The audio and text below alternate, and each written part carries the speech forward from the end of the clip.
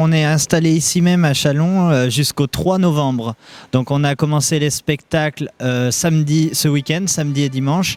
On donne une représentation mercredi, vendredi, samedi et dimanche. On est là jusqu'au 3 novembre. Et on a fait 2 représentations ce week-end avec un public à chaque fois présent au rendez-vous parce qu'on a fait 2 salles pleines pour le premier week-end ici à Chalon-sur-Saône. C'est un cirque, c'est un établissement de taille moyenne.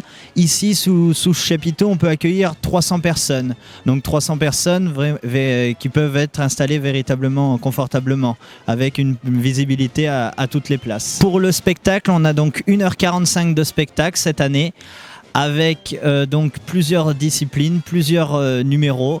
Donc on a les ingrédients phares du cirque qui sont les traditionnels animaux. Donc cette année, on a une cavalerie constituée de 2 chevaux.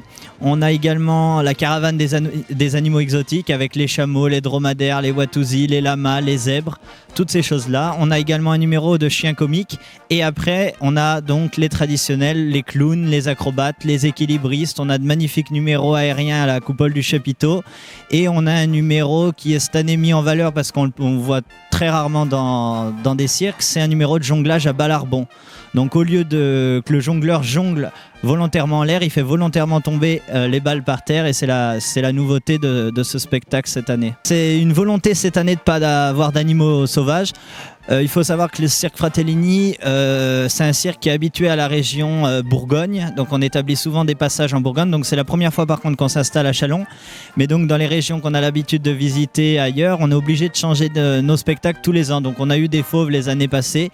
Donc cette année, on a décidé de changer le spectacle et c'est une volonté de la direction de ne pas avoir de fauves cette année au spectacle. Effectivement, c'est la grande polémique du moment sur les animaux sauvages dans les cirques. Alors il faut savoir que les animaux sauvages ont toujours été au cirque et resteront toujours au cirque. Ça a été voté d'ailleurs il n'y a pas si longtemps, le 27 octobre dernier, il y a eu une réunion au ministère et ça a été voté comme quoi les cirques garderont les animaux sauvages. Il faut savoir que les animaux sauvages, qu'on dit d'ailleurs sauvages au cirque, ne sont pas vraiment sauvages en fait. C'est des animaux qui sont nés depuis des générations en captivité, donc qui sont prélevés uniquement dans des zoos ou dans d'autres cirques. Donc c'est pas des animaux sauvages, c'est des animaux captifs. Et donc ils sont très bien au cirque, donc ils resteront au cirque parce que d'ailleurs un cirque sans animaux, c'est plus un cirque, que ça soit des animaux sauvages ou domestiques, hein.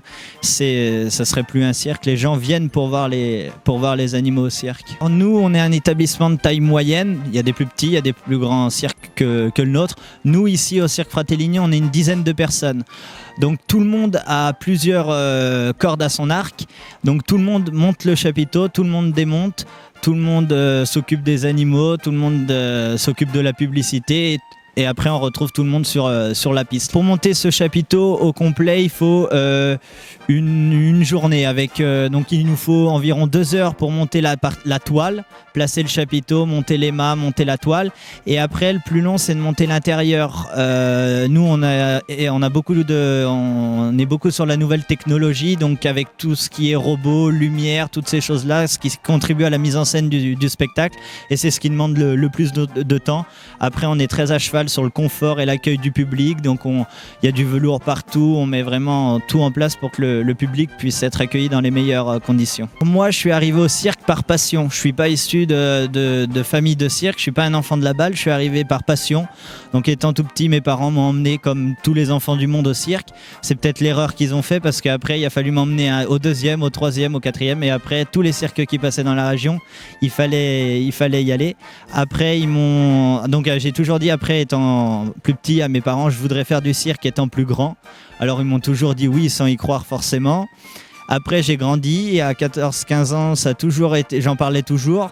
Alors ils m'ont dit tu feras tes études et après on verra pour le cirque. Et j'ai fait mes études, j'ai passé un bac commerce et après je me suis lancé en tant qu'artiste et ça fait maintenant 4 ans. C'est un milieu quand même très fermé, il faut faire ses preuves. Après il faut connaître aussi les bonnes personnes. Par la passion, j'ai eu la chance de connaître beaucoup de personnes et donc j'ai pu rentrer facilement. C'est quand même un milieu, on dit, très fermé, mais à la fois très ouvert. parce que nous, alors la preuve ici, on accueille souvent des jeunes talents, des écoles du cirque, admettons de Châlons, qui veulent venir exercer leur numéro sur la piste. On est là pour essayer de les lancer si c'est possible, bien sûr. Là, je suis un enfant de la balle depuis 4 générations qu'on exerce cette profession, donc le cirque. C'est une véritable passion. Mon grand-père, mon père, nous à notre tour, mon arrière-grand-père faisait du cirque.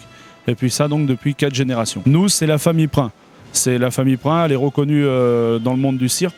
Déjà pour ses numéros d'animaux, parce qu'on est très qualifié dans ce milieu. Et puis on a de nombreux cirques en France. De là vient notre réputation, quoi. Donc, comme on l'a dit, c'est Prin. Et puis l'enseigne Fratellini, c'est une marque, quoi. C'est comme Carrefour, Super U et autres.